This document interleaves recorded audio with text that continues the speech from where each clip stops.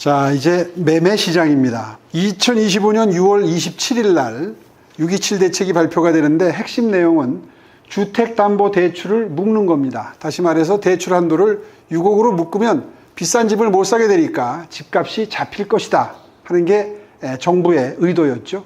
그런데 과연 그 의도대로 됐을까요? 여기 지금 보시면 이 붉게 표시된 부분, 이 부분이 7% 이상 집값이 상승한 지역인데요. 정부의 계산은 완전히 빗나갔습니다. 매수세가 사라진 게 아니라 옮겨간 겁니다. 6억 한도 안에서 살 수 있는 15억 이하 아파트가 오르게 되는 결과를 만들어낸 거죠. 대책 이후에 서울 전체 거래의 78.1%가 15억 이하 아파트로 몰리게 됩니다. 그 결과 15 대책 이후에 지난 8개월 동안 7% 이상 오른 지역을 한번 보시면 영등포, 강서, 관악, 동작, 성북, 성동 전부 비강남권입니다. 강남 집값 잡겠다고 내놓은 대책이 비강남 지역, 한강벨트 부근을 전부 올려놓는 결과를 빚게 되고 그 이후에 이게 확산이 되면서 외곽 지역이 다 함께 오르는 일이 발생하게 된 겁니다. 패턴도 반복됩니다. 이 그래프를 한번 봐주시기 바랍니다. 627 대책이 발표되면 조금 줄어들다가 다시 또 올라가고 15 대책이 발표되면 또 조금 줄어들다가 다시 올라가고 129 대책이 발표되면 또 줄어들다가 다시 올라가게 됩니다. 그래서 전년 대비 11%포인트가 오르게 됐습니다. 결국 대책을 발표할 때마다 잠깐 주춤하는 효과만 있었을 뿐이지 전체적으로는 쭉 우상향하는 큰 틀에서의 흐름을 보여주고 있습니다.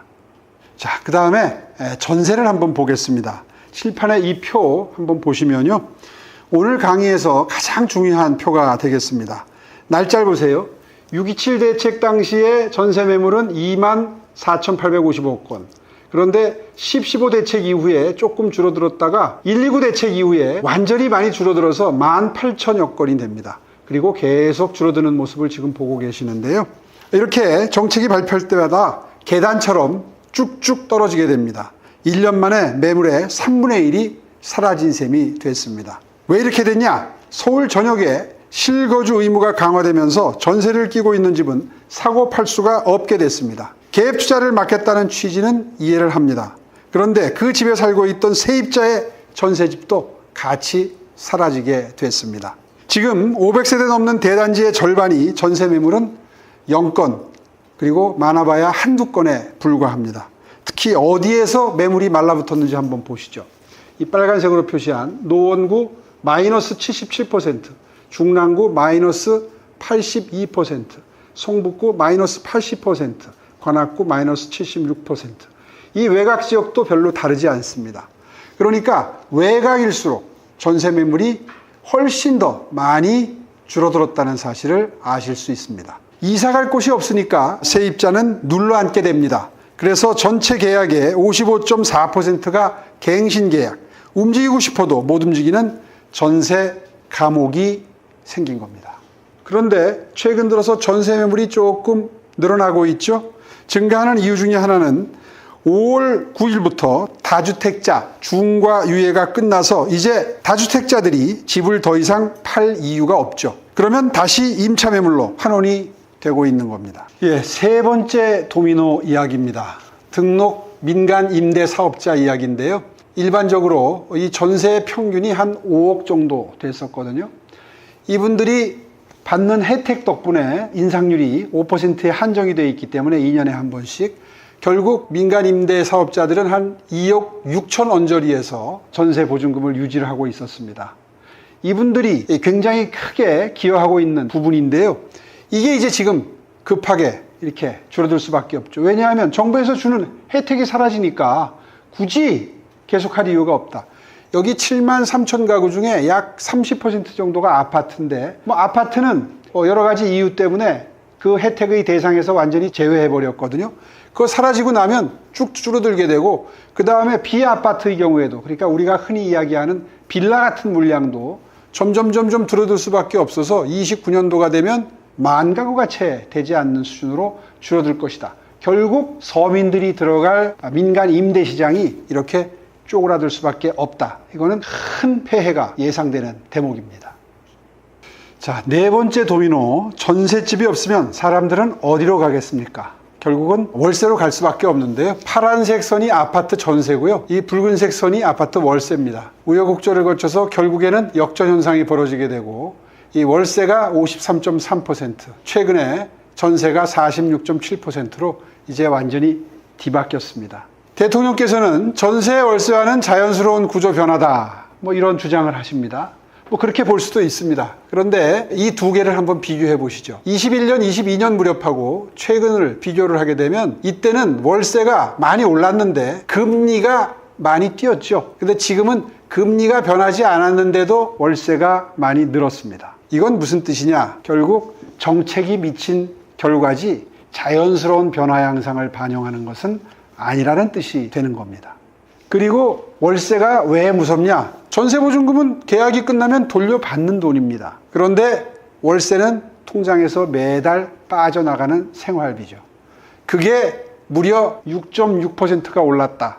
그만큼 가처분 소득이 줄어들게 되는 겁니다. 다시 말해서 시장에 가서 장 보는 비용, 아이들 학원 보낼 비용이 줄어드는 거죠. 월세가 오르면 그만큼 생활이 어려워지게 되는 것이고 중산층 이하 서민들의 가게는 주머니가 쪼그라 붙는 겁니다. 그리고 이 부담이 어디로 집중되느냐를 보면 아파트와 별도로 소형 연립 다세대의 가격 상승률을 살펴보면 40제곱미터 이하의 청년과 1인 가구가 사는 가장 경제적인 여력이 없는 사람들에게 가장 먼저 청구서가 가는 셈이 되겠습니다. 네, 여기까지가 수요를 누른 결과였습니다. 자, 그러면 이제 공급 측면에서 한번 살펴보도록 하겠습니다. 서울은 빈 땅이 없죠. 그래서 재개발, 재건축 등의 정비 사업이 거의 90% 이상의 물량 공급원이 됩니다. 그런데 이주비 대출이 막혔습니다. 여기 보시는 것처럼 14곳이 지금 자금 조달이 불확실합니다. 정비 사업장이 진도가 나가려면 이주를 해야지 허물고 새로 짓게 되는데 그 이주비가 문제입니다.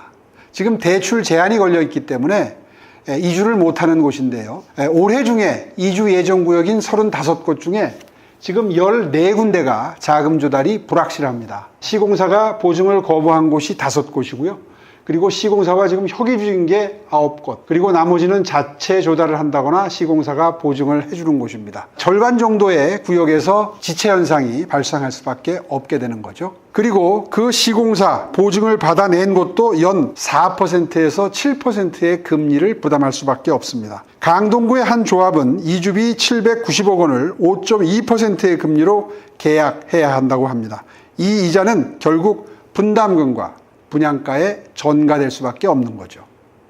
여기에 조합원 지위 양도 제한이 또 문제가 됩니다. 서울 전역에 159개 구역으로 양도 제한이 확대되는데 확인된 피해만 151건, 그리고 결정타가 또 있습니다. 올해 서울 아파트 신규 입주 물량 2만 7천호 중에 정비 사업이 1만 7천호입니다. 정비 사업이 신규 입주 물량의 60%를 차지하고 있는 겁니다. 그런데 내년에 정비사업 입주 물량이 8천호로 반토막이 나게 됩니다. 결과적으로 내년 총 아파트 신규 입주 물량도 줄어들 수밖에 없는 것이죠. 향후 3년간 공급 부족이 불을 보듯 뻔한 상황이 되는 겁니다. 정리하겠습니다. 수요는 6번의 대책으로 누르고 공급은 규제로 막았는데 이제 거기에 더해서 입주 절벽까지 오고 있습니다.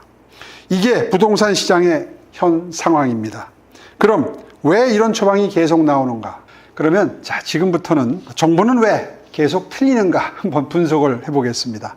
결론부터 말씀드리면 사태에 대한 진단이 서울시와 다르기 때문입니다. 대통령께서 취임 1주년 기자회견에서 이렇게 말씀하셨습니다. 전세 물량이 주는 건 당연해요. 왜냐하면 제가 다주택자들의 양도세 유예를 이제 끝내고 그 기간 안에 팔아라. 거기서 많이 팔았잖아요. 만약 세입자가 살던 집을 사서 자기 집이 된 거라면 그러면 전세가 줄어도 문제가 될 게 전혀 없습니다. 그래서 서울시가 직접 확인을 했는데요. 자기가 살던 그 집을 그대로 산 비율 전체의 약 2.9%에 불과합니다. 이건 하나하나 그 주소를 보고 비교를 한 결과를 통계를 낸 겁니다. 그런데 서울 시내 아파트 전세가율은 53.5%죠. 다시 말해서 15억짜리 집을 사야 된다 그러면 전세로 한 7억 5천 정도에 들어가 있었을 테니까 나머지 7억 5천을 현금으로 마련을 해야 되는데 그럴 수 있는 분들은 거의 없는 거죠. 그렇게 되니까 결국은 전세 난민이 되어버린 거죠. 네, 대통령께서 또 이런 말씀도 하셨죠. 원래 이 전세라고 하는 게 여러분 아시지만 대한민국에만 있는 거예요. 사금융이 있죠. 사금융. 특이한 금융 기법입니다. 이 뜻은 이제 우리나라에만 있는 거니까 없애도 된다. 사라져가는 게 자연스럽다. 과연 그럴까요? 저희가 무려 660여 명의 공인중개사 모니터링단에게 여쭤봤습니다. 전세를 가고자 하는 수요는 아직도 78.3%가 원하고 있습니다. 그런데 매물이 부족하다 답변한 게 70% 가깝습니다. 이건 무슨 뜻입니까? 원하는 분들이 아직도 굉장히 많은데 전세 매물이 없어서 못 들어가는 거지 자연스럽게 사라져 간다고 이야기하면 그건 현실을 잘못 알고 계시는 거다. 자, 한번 보십시오. 이 그래프가 좀 복잡하긴 한데요. 원래 그렇습니다. 이 전세는요, 금리가 떨어질 때 인기가 좋습니다. 금리가 떨어지면 전세 들어가고 싶어 하는 사람들이 늘어나는 게 자연스러운 현상입니다. 자, 보십시오. 요 아래가 금리고 전세 거래량을 나타내는 그래프고요. 금리가 떨어지니까 대체적으로 전세 거래량이 올라가죠. 이게 상식적인 변화입니다. 그런데 지금 현재 금리가 미세하지만 조금 떨어지고 있는데 전세 거래량은 급감하고 있습니다. 여기에 약간 올라가야 되는데 오히려 이렇게 급감하고 있는 건 이건 정상이 아니죠. 다시 말해서 금리가 떨어질 때 전세를 들어가고 싶어 하는 분들이 많아지는 게 당연한데 못 들어가고 물량이 없으니까 줄어든다는 겁니다. 대통령께서 하신 진단은 결과를 합리화하기 위한 억지 춘향식의 표현이다. 이렇게 얘기해도 사실 크게 틀린 건 아니라고 생각합니다.